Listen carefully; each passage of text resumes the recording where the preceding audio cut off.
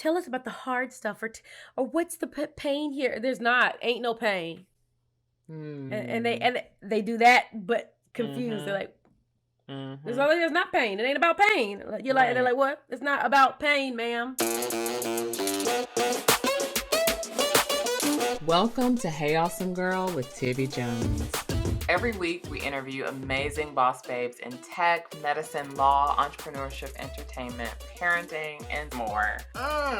About their lives, their goals, their why, in order to discover how every day they're working to add more pleasure, ease, and abundance in their orbit. Ooh, hold up. We gotta unpack that. This show is part business advice, part life coaching, part real talk with girlfriends. See how she be coaching me? If you're looking for a show that's real and relatable, but also inspiring at the same time, this is the one for you. I'm your host, Tivi Jones. I am founder and CEO of the amazing creative agency, Hey Awesome Girl. I am dog mom to Miss Olivia Carolyn Pup Jones, who is the cutest little dog on the planet. And I am someone who dreams of owning a tiny home and living in the woods. I am very, very close to achieving that goal. In my business life, I've helped grow companies and audiences. I've managed million-dollar budgets. I've led large marketing teams and generated seven-figure contracts for my clients. On this show, I talk to other boss babes as we figure out how to add more pleasure, ease, and abundance into our lives. Today, you'll meet Candy Carver, who is a visual artist who calls herself a joy dealer. Candy is a North Carolina native who spent her formative years in Elkhart, Indiana, where she developed her abstract creativity. Working primarily with acrylic and various surfaces from canvas to vinyl to buildings, she creates vibrant, textured pieces that touch the soul and excite viewers. Her work can be found throughout the southeastern United States and continues to gain recognition. Candy contributes much of her inspiration to her own love for excitement, color, and beauty found in the human form. I am so excited to share this episode with you, and I know you will enjoy it. Hey, Candy Carver's in the building. Burr, burr, burr, burr. Aww, hello. How you doing? Hello. You know what? My dog Olivia just came in here when I did the reggae air horn. She knows what it is. Oh, Olivia. She gets it. Candy, how are you, darling? It's been so long. It has. I am pretty well. I don't even know what to complain about exactly. Also, it doesn't really help. Well, that's a word to start the show. You ain't even introduced yourself yet, and you already dropping the gems. Don't really help, so I just don't really bother unless it's like I'm bleeding out, right? Like I have to be it's got to be immediate and profuse, and something that I need assistance with. Otherwise, it's not that I don't want to talk about stuff. It's just it doesn't seem to actually help. I can't think of nothing I want to complain about that needs immediate attention. Yeah, so pretty good. I mean, sometimes we complain. It's like, do you want sympathy? Do you want to workshop this issue to try to find a solution for it? Like, right. What's the purpose? In my friend, like my close friendship groups, we started asking questions like that. Like, can I think through this out loud with you? Do you have the space for me to think through this out loud? And instead of just like throwing it in laps. Yes. Do you have the space? There's like a permission given. Because sometimes people ask you how you doing just so that you could ask them how they doing. And then you get a whole lap full of stuff and you're like, okay, now, okay. And which you're not equipped to deal with at the moment. Oof. Okay. All right. Let the people know who you are. Real quick before we dig into this anymore. Who are you? What do you do? My name is Candy Carver, and I am a visual artist. And I think I've decided that I specialize in joy dealing because I don't know that it matters if I'm selling socks or art. Like, I think I could do both and have the same results because, like, they're rooted in the same desire, right? So I'm realizing it's not really about the thing as much as the feeling. Yeah. First of all, a joy dealer. That's amazing. Go ahead and buy that URL right now. Joydealer.com. I How mean, did you come to that realization? just in so like in the process of doing things. So, where did we start? Um, I know that during the pandemic, a lot of people started doing therapy or like self reflection or some Mm-hmm. internal work. I have been doing some of that kind of stuff a couple of years Mm-hmm. before, like maybe Yep. started digging about 3 years before that. Yep. And so 2020 felt like a master class. like Mm. like all the tests and all the things, and you had to put them into action, right? You won't just Mm-hmm. it was the practicing of all of the stuff that you were preparing for. So I dived a little bit deeper and started thinking about um how I could connect the things that I felt like maybe I was missing or frustrated by Mm. as we were losing, opportunities, family members, Mm-hmm. human connection, the ability to feel safe Mm-hmm. going in a grocery store at one point, right? I was like, Mm-hmm. how do I replicate those feelings? Because I knew that everything we do is all rooted in feelings, right? So it's like, Yeah. how do I dive in there? And so I did my best to start replacing those outside in the world actions with things I could do in a more isolated space to evoke the same feeling, right? Mm-hmm. And so it just led me down a path of like emotional understanding of myself, using my feeling words more. And along the way, I just kind of realized that the stuff I'm rooted in is about good feelings and happiness, but like Mm-hmm. the deeper, more personal version for everybody is joy. Because you can be happy Mm. because you have ice cream. You can be happy. Happy Mm-hmm. is different than joy, right? Like Mm-hmm. joy is an internal thing that you can tune into, Yes. and it's like a reservoir that if filled adequately and correctly, you can pull from, right? Yeah. And even people were like, are you going to make artistic masks for the pandemic? I was like, I will not be doing that. I lean into the light. And when people Okay. are over COVID in however many years or whatever, they're going to have like mask burning parties. I do not want my art to be part of your mask burning party. Well, true. That's a good point. And so I was like, I'm just going to do things in the direction of good feelings. So like I Mm-hmm. did like a series of art because I realized we missed the reason we were doing the whole Amazon package thing is because we Mm-hmm. needed things to look forward to, right? Hmm. And so Mm. you want something to look forward to. So I was like, all right, well, let me see if I can create something with like a long lasting effect that's got a good message in it for you to look forward to. So I created the Silver Lining series of small, like 4 inch by 4 inch paintings I made, and Okay. I shipped to folks.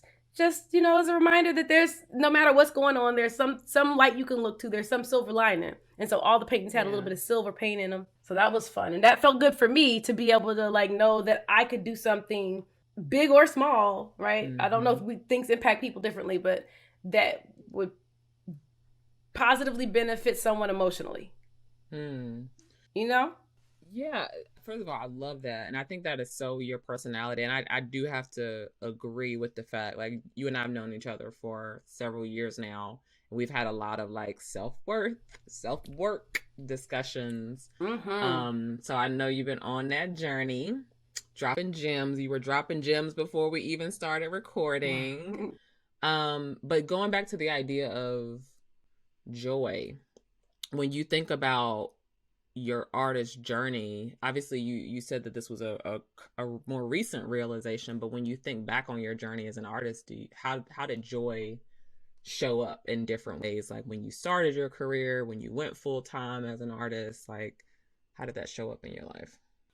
So I've been painting and making art for a really, really long time. I've probably been making art since I was in second grade, I think. And so it's been just part of my life in some capacity forever. Mm-hmm. I take summer school classes when everybody else was like out kicking it. My in elementary school, I would take summer school classes, and there were art, like art enrichment stuff at the school or at the artist guild, local artist guild, or whatever was available. Mm-hmm. So it was always a part of my life. Mm. Um, I started painting in ninth grade, and I executed them both, like drawing and painting dually, until maybe I graduated from high school. Mm-hmm. And I think that I was always painting even after I graduated from high school, but I was in college and that wasn't my field of study, so I was doing other things with life. Mm-hmm. So it kind of took a back seat. It was there. I was Mm-hmm. still doing it, but it was much lighter. And then I got to a point in about 2012, maybe, where I started diving in more, Mm-hmm. and it just became what I now understand is what meditation looks like for me. Um, Mm-hmm. and it was just like a place to relax and do something fun that I knew I was good at, right? So it's the thing, taking Yeah. something out of your head and putting it on a surface is rewarding. Um, Mm-hmm. and I don't think most of my what we call my artistic journey, I did not write a 5-year plan for it out. I did not leave a 9 to 5 purposefully to be an artist. My life Yeah. got to be my life because it was supposed to be that way, I guess. Because Mm-hmm. I did not effort until I got to it, and I was like, oh, and I was forced into it even. So, Mm-hmm. but going back to the meditative thing right quick. Yeah. I know a lot of people I personally did get stuck in the idea of meditation being this thing where you got to close your eyes Mm-hmm. And and you be got to be silent and quiet not move. and you Mm-hmm. can't do nothing. Mm-hmm. However, all meditation is a place where your mind feels clear, right? Mm-hmm. Mm-hmm. And so if you have an activity that allows for your mind to feel clear, and it's Mm-hmm. not a bunch of other jumble joggle going on in it, like what you need to do next and where you need to go Mm-hmm. or who's getting on your nerves, Yeah. that's meditative. Yeah. That's cleansing Mm-hmm. for you. And so Right. once I realized that, I was like, oh, I gotta do more of this. I gotta do more. And Mm-hmm. I just was able to live a life at that time that gave me a lot of space to create, a lot of hours to just dig in deeper. Mm-hmm. And at some point, I was like, oh, this feels good. I like this. And then one day, somebody else was like, hey, I really like your art. Can I buy some? And then somebody else was like, oh, it makes me feel good. And da da da da da da. I know that'd be da da da da be nicer if it was words, but it's just, you know. I got you. And it just made it was like, oh, it's like sunshine in a jar. Like if you could fill up a bottle of sunshine and give it to Mm-hmm. somebody and they could use it when they needed it, that's what it kind of Mm-hmm. feels like. Yeah. And that made everything feel like home, like it fit, like it was Mm. where I was supposed to be at. So, First of all, I love that, and I love that you honored that feeling. Like that's not something that I'm very good at. Like this feels right, so therefore I should do more of this because how I kind of grew up, I always thought that if something felt right and it felt like aligned, it was too easy. Like this can't be it. Like life has to be hard. And so I'm wondering with you, even though I felt like things kind of and life can be that way if you let it, right? Like things can fall into place if you let it and you go with that flow. But I still imagine that even though there's a great amount of flow in your life, it can still be difficult at times. And correct me if I'm wrong. I think what I'm trying to get at is just managing uncertainty and fear and trying new things in your creative process and in your business. Like what is that like? What are those experiences like for you? okay. Which one of those questions will we start with today? I know I'm stacking questions. French toast. Let's start with, what is it like managing your creative process and your business side, and how does fear show up when you're trying to do that balancing act? Oh, learning to ask for help don't make you weak. That's the thing, right? Learning to ask for help does not make you weak. It makes you less stressed. So if you just ask for help, right? If you just ask for help, things are much easier in terms of execution in all of life. So I'll say that the stuff I learned through like the practice of creating art, it spilled over into my own life, like my own personal life, and how I do things and move around, and it's almost like being a good teacher. So I don't really plan artwork, right? It's just kind of intuitive, and I'm comfortable down that pathway. Things go better when things I create work out better when I move in that space in that way. And life does too. And once I recognized that, I started paying attention to the stuff that went well with art things or that was art related, and I tried to apply those lessons. I took 2 months off of work, of just making work for other people. It was 2020, and I was like, if you need something, get it before this date, or pay a deposit and get it after this date. But right now, it's a no go. So it was the practicing of saying no. Right? In my work life, because that's the scary part. Because if you say no, what if, because we're like, this don't last forever, gotta hurry up and get it while it's here. Can't turn down no money, blah blah blah. What you gonna do if they ain't there later on, right? But you realize, but in saying no, I realized the things, projects, people, interactions, and opportunities I was supposed to have, understood, appreciated, and worked with that space that I gave them. The ones that didn't just weren't for me. And that's it. That's it. And that's okay. Everything can't be for you. If you ate all the pizza, what would happen? Like, you can't eat all the pizza. I'll dig deeper later. I'm sorry, y'all. Sometimes my metaphors are hilarious to me. But I can't do all the art things. Yeah. And there's a whole beautiful world of creative people that make work different than mine, that need it when it's coming. So saying no there allowed for me to more easily, not perfect, but more easily say no in my own personal life to people. Like, no, I can't do that. No, I don't have time boundaries. For that. No. That's essential. Yeah. So and saying no and leaving it there, putting a period on it. No, period. Complete sentence. And again, another time where the worry that people are going to be mad at you or have an attitude or not engage with you anymore or not want to be your friend. That scarcity mindset. It's not real. And if it is, that's still, and if it is, and that's still okay if they don't. It's still okay. It's still okay. So the idea that I it'll all be fine. Well, that actually makes me think, because I've been to your house, I've seen you do art, we've hung out. Does it ever get lonely as an artist, and how do you counteract that? It's only lonely during a pandemic when you work from home, and I think that was everybody. Outside of that, I want to go everywhere, and I'll just put the canvas in the car and roll out. I'll go visit my friends.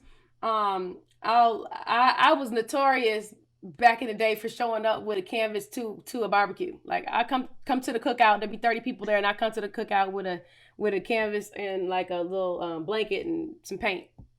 Like, I have no problem working around other people, like having conversations while I'm painting. It's only been more of a challenge where I've had to be more intentional about, like, extremely intentional about social engagement when things were closed or shut down and we couldn't be we all couldn't be around each other as much, or we weren't around each other as much.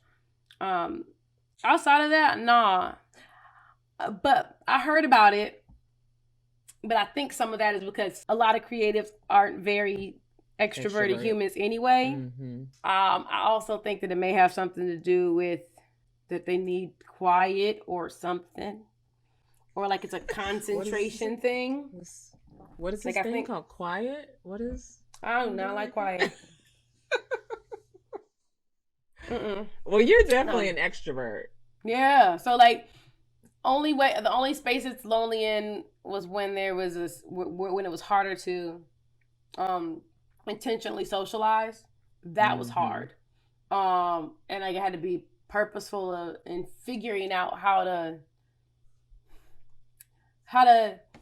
do things in the yard outside, or Mm-hmm. Mm-hmm. like find a few people that I knew that were making good choices, or you make your own kind of Right. social, Have a like little what's it called, pod. pod, Mm-hmm. right? So Mm-hmm. be intentional about that kind of stuff.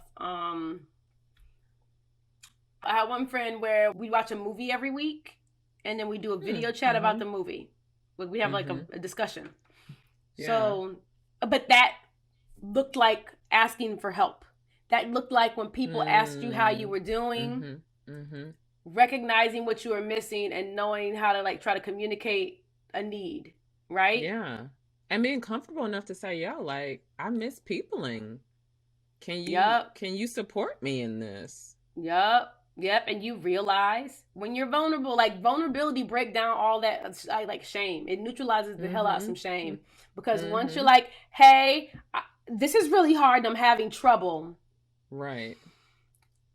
You generally there's someone in the space or situation around.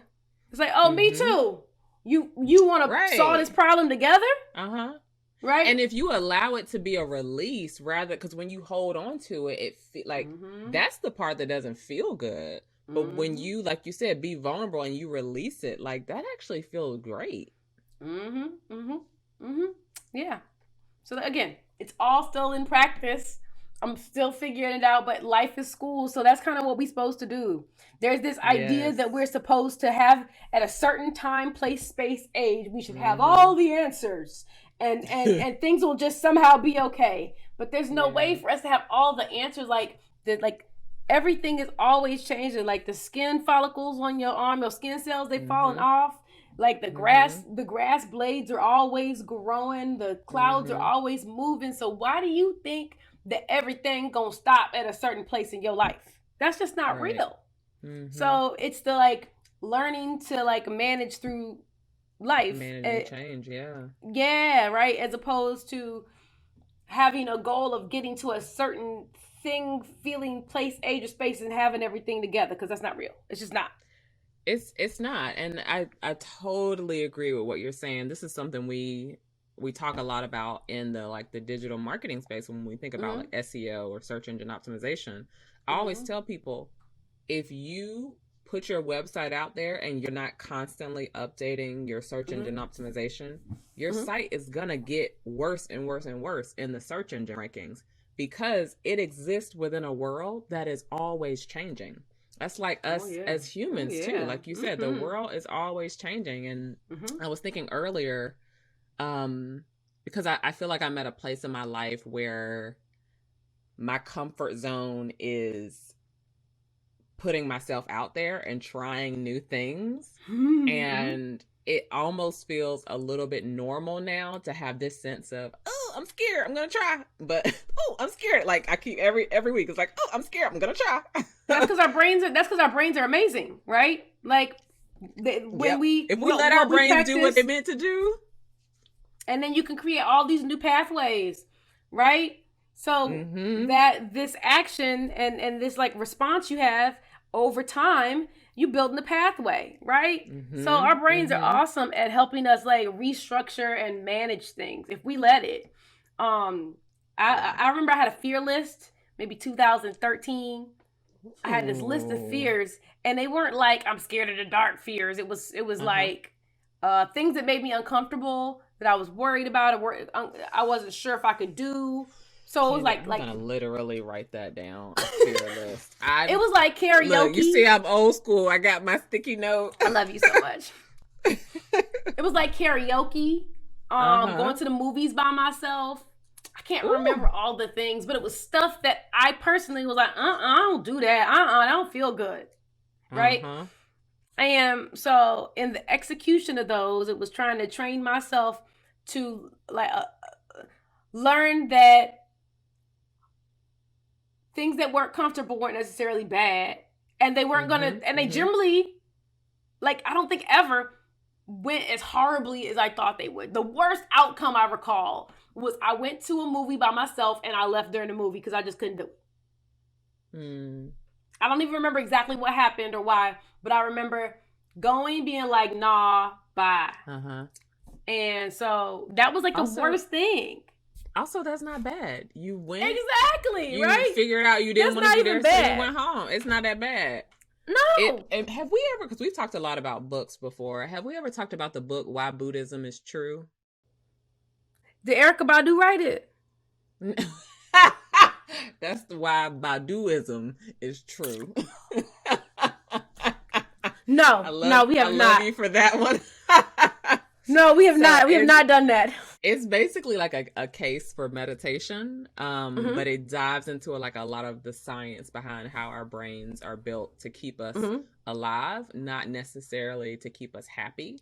And so I think a lot of times when we come up, when we think about things that we're afraid of, it's really based on like our primitive brain's fear of dying. And a lot of these things in our modern world that we are afraid of will not cause us to die. So like doing karaoke, which is something that I'm afraid of too, because I'm not a good singer. I have like this irrational fear of like getting up there. People are like, oh my God, you're such a horrible singer. They start throwing stones. I get stoned and then I die. Is that likely to happen? No, but that's what my primitive brain that wants to keep me alive, like, thinks. Yeah, exactly. It's not real. So It's not real. That's it. Once you realize that you can retrain your brain, you're like, holy shit, wait a minute. I can make lots of cool things happen for myself, right? I remember, and I still do it, but I don't have the same feeling. But I connect to the idea that you do things that you're uncomfortable with, and it's like, ooh. I remember when folks started reaching out to me to do like public art stuff or like artwork in their homes or in spaces that weren't on canvases.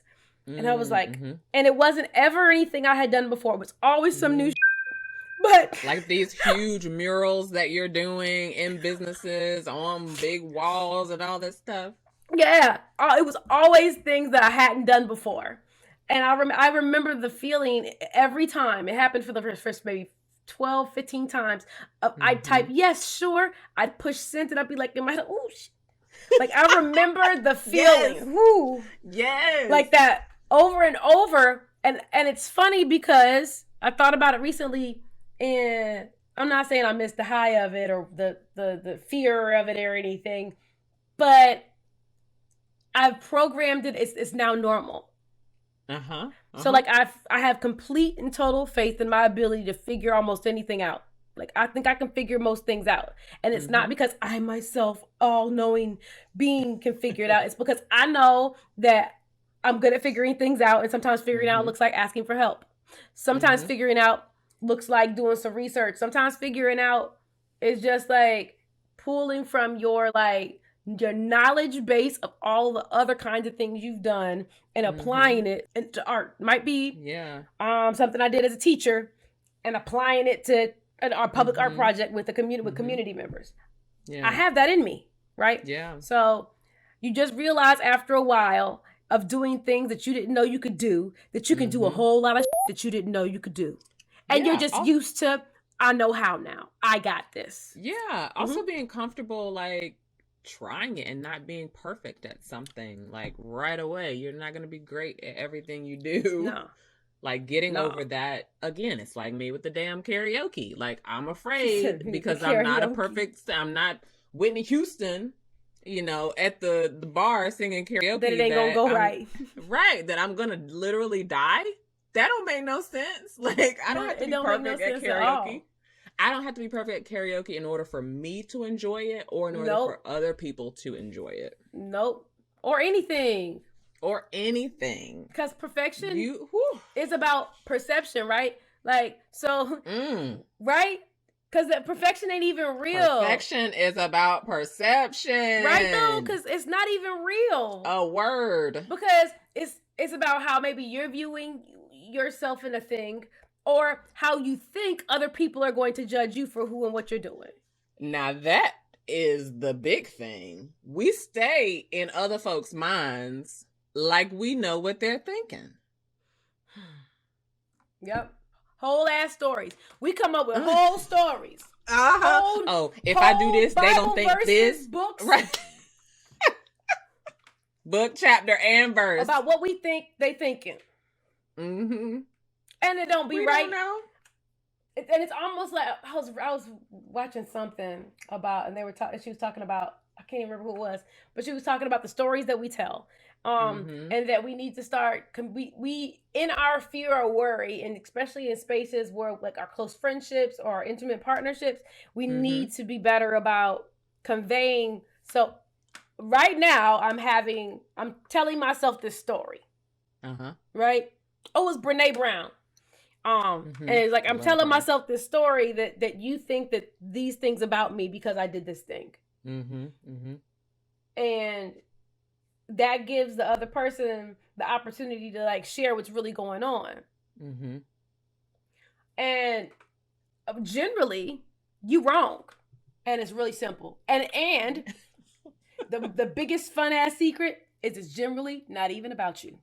Whatever they did, however they were acting, ain't even about you. It's not even a thing. It's not even about you. Yeah.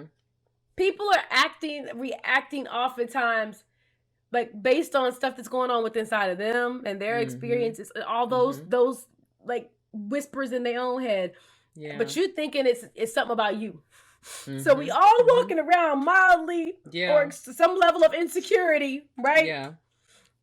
Thinking that somebody sees it, that sees all the things we're thinking, and they usually don't. And here's the thing, you're absolutely right. And then even when you're in relationship with people and someone does something to you that causes you harm, like explicitly does something to you to cause you harm, that is still never about you. All right. It's about them. Like if your husband, your partner, whatever cheats, your friend shoots you, I don't know. It don't even matter. It doesn't even matter like what the action is. It has nothing to do with you. It is their decision to behave a certain way in a moment. It is their internal processing of what's happening in their world and in their mind. That don't have nothing to do with you. Nope. Not a thing. Art Fun has taught me a lot of things that melded into like my real life, which is nice. And so getting back to the whole idea of joy, like my new series of artwork is titled Joy by Any Means, right? Because as aggressively as we like battle for anything like social justice related or like an increase in our paycheck or whatever, like we should be as, if not more intentional about our own internal like joy and happiness. Like we should be able to, so, and if you're not, it's kind of a space for you to challenge yourself to do so. Right? And I figured that I should create a series title that, again, that's reflective of kind of who I am versus anything else. And I know that sounds like more obvious, but it's not oftentimes, because even in a space of creativity, there are like ideas about what you're supposed to talk about, be about, focus on, because you Black and you a woman. And so when it's not as obvious, people come up with their own assumptions that you Black, so it's all about lunch counters and the struggle. I call it struggle porn. I want to unpack that a little bit. Are you saying like just in the art world in general that's the expectation of artists who are at the intersection of being female presenting and then Black? Like you need to be making something. It's political. It's just assumed. Wow. And I mean, me breathing air is political. So like, I don't need to do nothing else past that. However, it's fairly commonplace that most of our galleries nonprofit organizations, museums are run by white people. Mm-hmm. And I don't know that it's intentional, but they want to understand. And unfortunately, sometimes that looks like some kind of weird white gazy voyeurism. Mm-hmm. And Mm-hmm. And a recreation of certain types of stories or certain types of that they're art over and because over they're only again. familiar with certain types of stories. Mm-hmm. Yeah, right. So I've gotten emails or like commentary or conversations a lot over the years about, so what is it about, and what's the or you're an activist. It's like added words to interviews.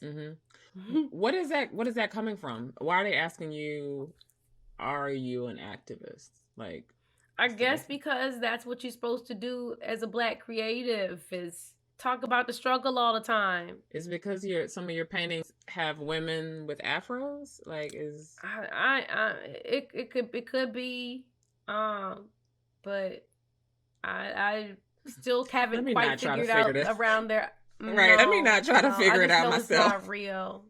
I just know it's not real. I know that in dialogues where there's like, well, tell us about the hard stuff, or what's the pain here? Ain't no pain. And they do that, but confused. They're like, there's not pain. It ain't about pain. You're like, they're like, what? It's not about pain, ma'am. So is I'm confused. So the expectation, I'm trying to make sure I'm processing what you're saying. It sounds like the expectation is that if you're a Black female artist, that your art is about pain. It's not. You can't lead Black overall, all the Black people.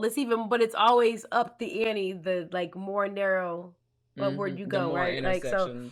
Yeah, that's the word. But yeah, Black people are supposed to be making it like pain art. All are supposed to be trauma porn. It's all supposed to be around some struggle or sad thing that happens to us. Think about the movies that get the intense, like the high levels of funding that tell Black stories. Yeah. Like they don't have money for a Black romantic comedy, but damn if they ain't gonna make a second Color Purple. Right? So there's an idea about what Black people's lives are, and unfortunately, because even in America, like a lot of white people don't know many Black people. That's statistically a fact. I'm not making it up. It's not a opinion. We get to live in a place where that may not be as heavily the case, but in a lot of places in America, it still is. So their engagement is limited, and so the ideas come from what is presented to them. Right. And if what's presented to them is inaccurate, then they walk into the world and their interactions with Black people with inaccurate ideas. Yeah. Inaccurate even if it's one-sided, it's still inaccurate because we're being presented as a monolith or one thing or like one type of experience. I work and still work in some ways in the publishing industry. And I remember we were doing some research on children's books and all of the different like gaps in children's books where there are not a lot of main characters of color in children's books. I think it's like maybe 10% of the children's books published in America, 10% feature a main character of color. And there was this whole thing we were researching where it felt like a lot of the editors didn't lead with children's books featuring main characters of color where it was just like normal everyday activities. It's always the books featuring Black people specifically were about slavery, civil rights leaders, people throughout Black history. It wasn't like, Mansa's gonna learn how to brush his teeth today. Right. Or Mansa and his dad are gonna go through their nighttime routine. It wasn't like, it was almost like children weren't learning that Black people live normal lives. Like our people. Right? It's not all like Rosa Parks back of the bus. Now, yes, there are some real systemic issues still to this day that we have to deal with. But a spectrum is necessary. Yes. Right? Even within the systemic injustices, Mansa still got to learn how to brush his teeth like a regular kid. Right. You know what I mean? And so that representation for Black kids and for white kids, to your point, like when white kids are only learning that, oh, Black people, it's all slavery, civil rights, and struggle. They're Yep. not learning that Yep. Black kids are normal and they do normal Right. that does everybody a disservice. Right. And so what does that do to the creatives? So think about the creatives. Yeah. So when it's your full-time job to create and you get paid to create, and you see that they're comfortable with like a certain like Black narrative or storyline or structure around what they see. So most of these Black artists that are on the come up or making money or getting the opportunities are talking about these things. So then you feel like, man, I mean, I could do that. I could BS something. Let me go ahead and do that and see if it works. And then what do you do when it works? What do you do when it works? Like, it's hard to... Does that pigeonhole calibrate you? And go back. It can. You know, it can. And then you're stuck. And then you're stuck making trauma porn for people for money. What does that do to your artist spirit? There we go. I don't even think it's healthy to have to, because what you think about affects your life, right? So what does it do to you to tell sad stories about what and who you are over and over and over? That can't be good and it can't feel good. Yeah. And like, I think we deserve, again, a spectrum, but we also deserve more joy. And I don't even mean just Black people. Everybody need more joy, right? And there's a place to be informed. It ain't with me, not in that capacity. It's not with you on how to get more joy, you mean? No, joy is all I got. If the other stuff in a dialogue come up or feels good and I'm making it and we're in conversation and you learn something, that's beautiful. Yeah. But yeah, I'm not on the other. I'm not good at the other end at all. I don't know how to get there and stay too long. Yeah. I mean, I think it's there's a place for all of it, right?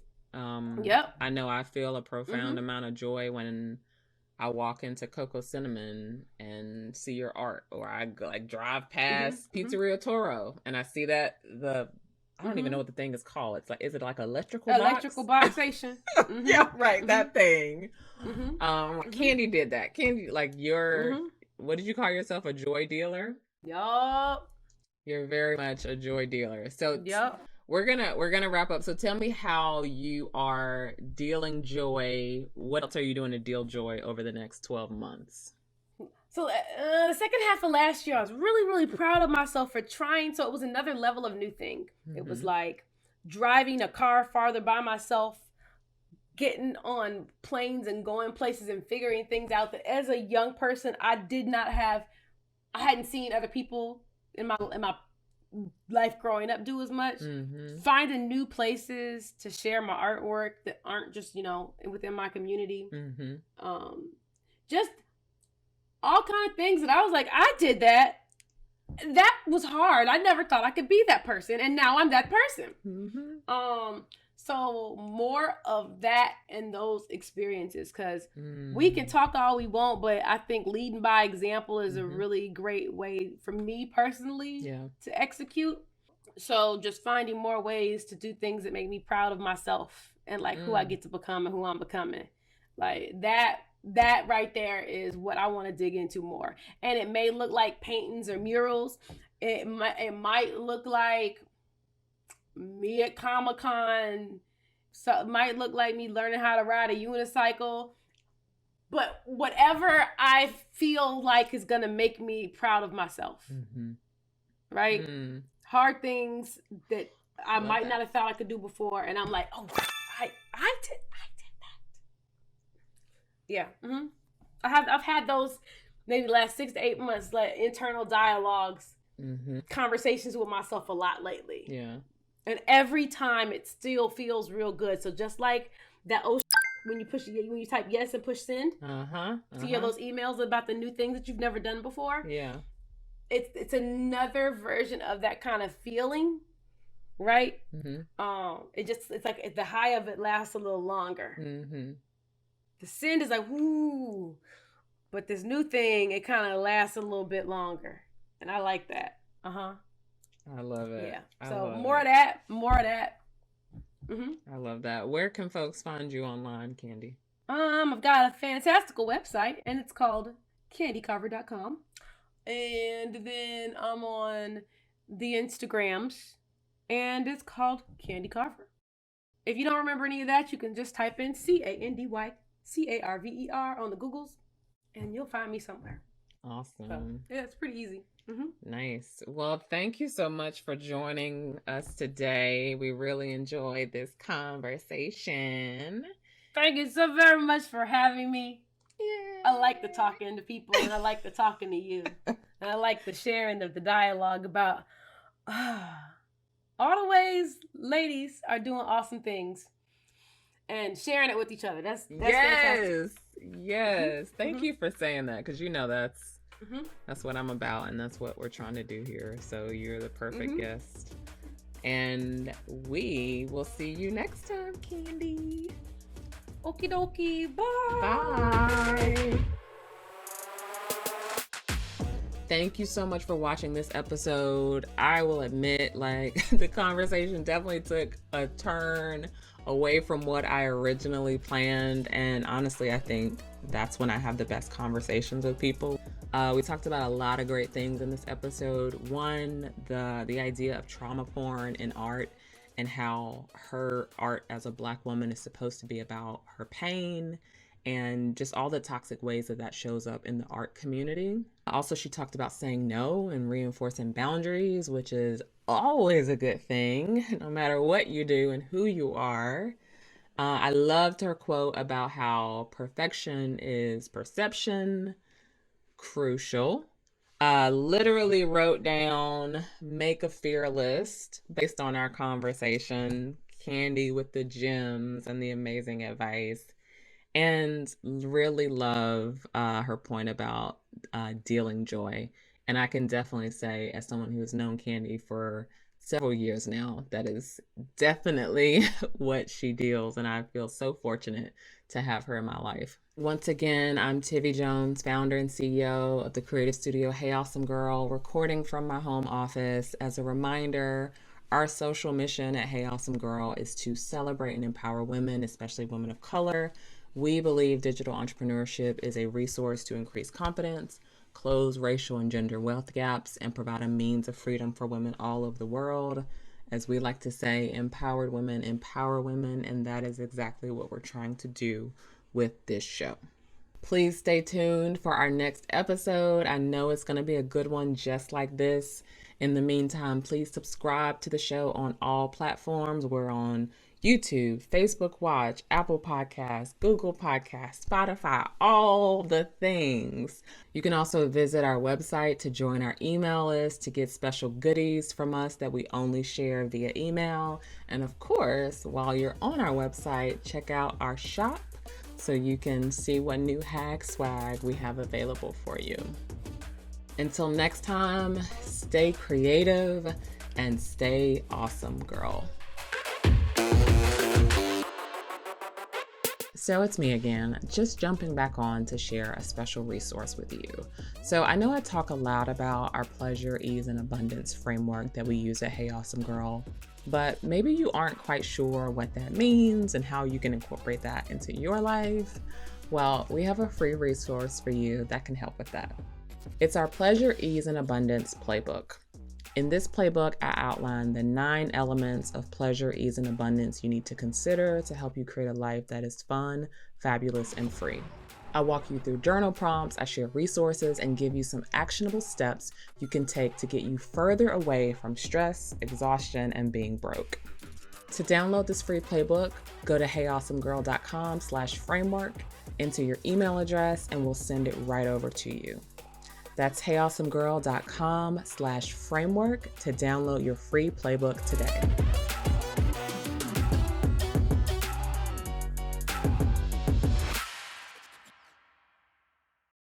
And hey, awesome girl, remember to eat lunch.